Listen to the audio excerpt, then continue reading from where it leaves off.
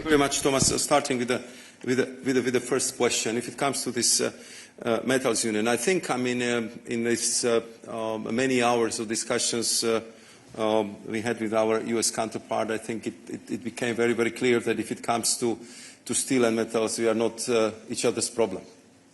We are not destroying U.S. steel sectors, and they are not destroying our steel sector. On top of it, we are very complementary, and I know that United States are very much in need of our high specialty steel. So what we concluded after these detailed negotiations was very clear that what would benefit both of us as much as possible is if we would have kind of metals union between us, meaning that we would set the tariff rate quota based on, let's say, historic flows between EU and US and trade, let's say, at MFN level, as we've been trading until now. So it means that the complementarity of our metal sectors would continue, will be further developed, and that we would take jointly on what is the global problem for the steel sectors, and this is global overcapacity. So, of course, US prefers tariffs. We've been working with the quotas, with the TRQs until now. You're familiar that just a few weeks ago we adopted the Steel Action Plan, which was very much expected by our steel industry. We are actively preparing the additional measures for post-2026 safeguard situation. So it's a pressing issue. It's a pressing issue. I'm talking to the ferroalloys companies. I'm talking to aluminum companies. It's pressing issue. So it's very clear that what we need to do is to address the overcapacity, because this is really killing our industry. And if we can do it together with our US partners, we definitely would go in that direction. And of course, the details, how this would work, the mechanics of it clearly would need to be discussed. But we want to be complementary, to help each other here, to make sure that the steel and metal industries in both EU and US would thrive and will not be threatened by overcapacities built over the last decades. Many thanks. Kim. Hi, Kim McCrail from the Wall Street Journal.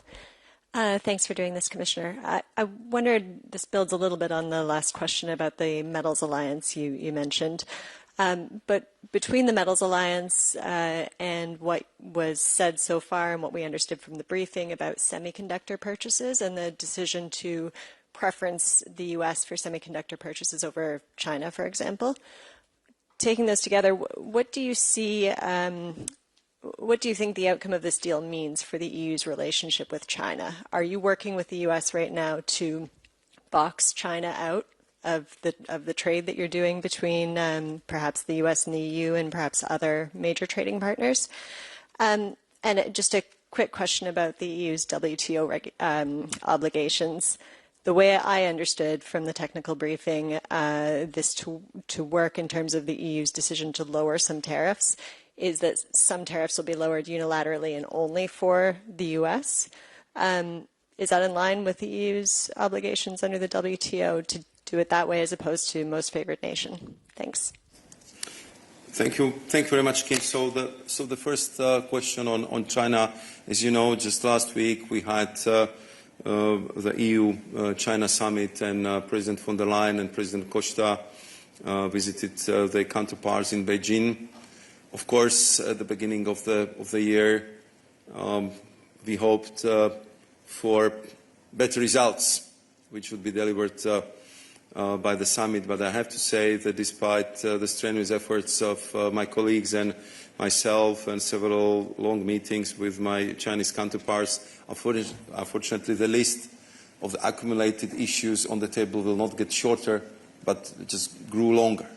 And clearly, the issue is overcapacity. The issue is linked with what we perceive as illegal subsidies. The question mark over how our companies are treated in China if they get the fair access to public procurement and other issues, and quite a few absolutely unwarranted trade defense measures taken about the products coming from Europe. And I think that all this was very clearly remunerated and highlighted in preparatory long VTC I had with my counterpart, Minister Wang Wentao, just a few days before, I think it was actually the day before summit, and then by both presidents von der Leyen and Costa in Beijing. So I think it's quite clear that there is a lot of issues we have to deal with China, because we just want to have a fair trade relationship with them. I would underline fair treatment of our companies, and also clear commitment if it comes to subsidies of the products exported to the EU, because we cannot afford to have another development like we had with photovoltaic panels a couple of years ago. So, I mean, of course, the US in many aspects are in similar situation. We are dealing with critical raw materials issues. We are dealing with the permits and export permissions for rare earth, permanent magnets, and I would say these strategic elements which are so needed for our industry. So it's only natural for the close allies like we are with the US to compare the notes and to cooperate in all these aspects. As you know, we also work very, very closely with the US if it comes to the dual-use technologies. You know how complementary we are if it comes to the semiconductors, because if the US have the best chip designers, we have the best machine on this planet to print this chip. So clearly we are complementary here, and we want to consolidate this further by building very solid and strong AI capacities in Europe. If it comes to the WTO, you know that the European Union is and will remain the strongest champion and supporter of WTO and rules-based trade, and nothing changes about it. At the same time, I am in frequent contacts with Dr. Ngozi, Director General of the WTO, and I think we both recognize the fact, which became so clear after the ministerial meeting in Paris a couple of months ago, that WTO needs deep reform. And I appreciate the efforts of Dr. Ngozi, which are very much supported by us, to deliver on these reforms. And I think we have a precious opportunity to progress between now and the spring Ministerial Council in Cameroon to achieve that. Otherwise, it will be extremely difficult for the WTO to play the same role as they're playing now or as they're playing next year. But we, from the EU side, will help them at every step on the way to achieve that goal, because we are absolutely convinced we need the rules, we need a well-functioning WTO, and we need real clarity for the global trade. And of course, the last part of your question was that we look at the agreement which was agreed upon yesterday as the opening of the process. We want to end up with a trade agreement with the US and the trade agreement which would be fully compatible with the WTO rules. Many thanks, Commissioner. Brian. Thank you, Commissioner. I have a political question. Some member states say they are disappointed with this agreement because it's not balanced enough. How do you plan to convince them? Thank you. Thank you very much. I think first and foremost, we did our utmost to keep our member states involved and informed at every step of the way. And we had, I would say, almost permanent contacts with them including the Coreper meetings before and after, every engagement on my level, every engagement on the level of our technical teams, and of course before and after the meeting of President von der Leyen with President Trump. And we've been, of course, explaining to them the complexity of the situation, and if some still believe that we can return to the pre-April 2nd situation, I think also with the agreements which are struck between the United States and its trading partners over the last couple of weeks, or I'm sure the number of letters just setting the new tariff lines between now and the 1st August, it's quite obvious that the world which was there before the 2nd of April is gone. And we simply need to adjust. We need to address the challenges which are coming from this new approach. And I believe that the strategic cooperation with our strategic partner is a better outcome than all-out trade war. In my introductory remarks, I was just describing what would it mean. Tariffs more than 30%. Then huge political tension. Lots of SMEs under dramatic pressure, and loss of potentially of hundreds of thousands, if not millions of jobs. And what would happen after that?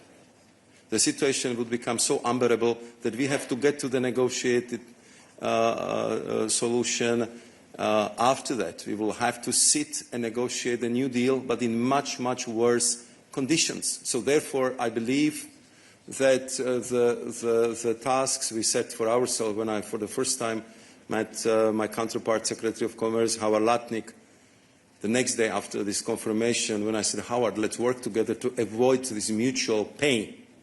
Because as a two allies, we should be able to find the deal, to understand each other. You want to reindustrialize, we want to reindustrialize. You want to have high-value AI chips, we want to have high-value AI chips. We want to have energy security, you want to have energy security. So I think that I think what is important at this stage, even though I know that for some that potential kind of other outcome might seem very appealing now, but they didn't go through all the numbers, through all the consequences, through all the impact it would have at every sector, and we did that. And we did that, and therefore, with full consciousness, I'm 100% sure that this deal is better than the trade war with the United States. Many thanks, Commissioner. We don't have too much time left for the Commissioner. He's under pressure, so we'll take a few questions in the room and then we'll wrap up. Jorge. Hello, Commissioner. Jorge Liboreiro with Euronews. Just following up on my colleague, what he said, I mean, it's objective that this deal is quite unbalanced because you have 15% on one side and almost zero or virtually zero on the other side. So do you consider this a good deal or just a case of damage control? And second, do you have any regrets about not using retaliation at any stage of the process in a bid to secure more concessions? Thank you. Thank you very much, Jorge. At first, I would say that this is clearly the best deal we could get under very difficult circumstances. And I have to say that you've been not in a room, but if you have been in a room yesterday, you would see that we really started with 30%. That was absolute real perspective that as of 1st of August, we would have 30% tariff on our exports, which would, as I already mentioned, practically stop all the trade. And I have to say that President von der Leyen did terrific negotiations yesterday. She was absolutely great in managing these negotiations, which led to the conclusion of the deal, which I'm absolutely convinced saves the trade flows, saves the jobs in Europe, and opens new chapter in EU-US relations, how to adjust our mutual trading patterns in this new age of geoeconomics and geopolitics. And that's for me, it's a very important political answer, because it's not only about the trade, it's about security, it's about Ukraine, it's about current geopolitical volatility. I cannot go into all details what everything was discussed yesterday, but I can assure you it was not only about the trade. So therefore, I mean, to have a possibility that the two biggest economies and two closest allies can openly discuss all sensitive issues, and as I can judge from the discussion yesterday, are very much aligned on the geopolitical issues of today, I think has additional price. It has additional worth in having this deal done, because I believe that from now we can go only for the better. We can go for the improvement, closer cooperation, fair trade agreement, and simply work on all these issues which have been kind of accumulating on the table for quite some time. Many thanks, Commissioner. Commissioner, we have 100 of our hard-working journalists tuned in online, so we should give one of them the floor. And on top of my list is Rebecca Gualandi from Carbon Pulse. Rebecca, the floor is yours. Go ahead.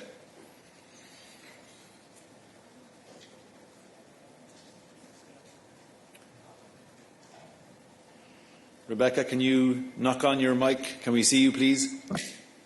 Sorry. Can you hear me now? We see you and hear you. Please go ahead.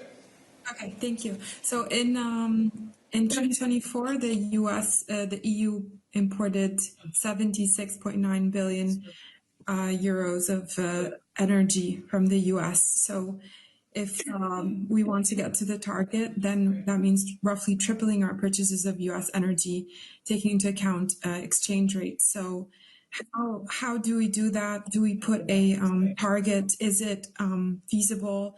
I've heard from energy experts that it's actually not feasible. The target is not actually possible because the US doesn't even produce that much LNG or energy products. So yeah, I'm just wondering how we're going to monitor these purchases, if there's going to be a platform, how you're going to convince EU member states and companies. And also, this target actually seems very in opposition to the climate targets and to the objective of reducing energy prices in the EU. So it seems a bit contradictory to many of the things that the EU has said.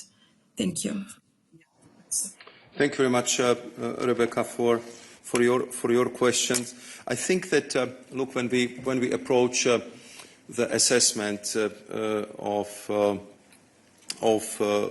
these goals, so we look at gas, we looked at oil, we look at nuclear fuel, which is new, and we also look at AI chips. So these are the four basic categories, and we looked what can be achieved in the term of President Trump, but what can go also beyond the term of President Trump. And as you know, I was responsible for managing the joint purchase of gas platform in the last Commission, and I know what the LNG exporters need to give you a good price.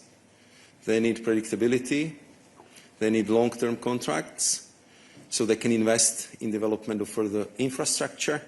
And once the further infrastructure is built, then of course you have more competition on the market, and you have a good price. So if you look at what are the amounts of energy we would need, especially if you are proceeding through phasing out of Russian energy supplies in the next years, if you are looking at the nuclear renaissance in Europe, if you are looking at the booming industry of AI, where we would need 40 billion of the chips, we believe that these numbers are achievable. And of course, we will work with our companies, with the member states, with my colleagues in the Commission, how to set up that mechanism. And of course, this would be one of the issues which we would be regularly discussing with our US counterparts, because of course, from our perspective, that's the offer.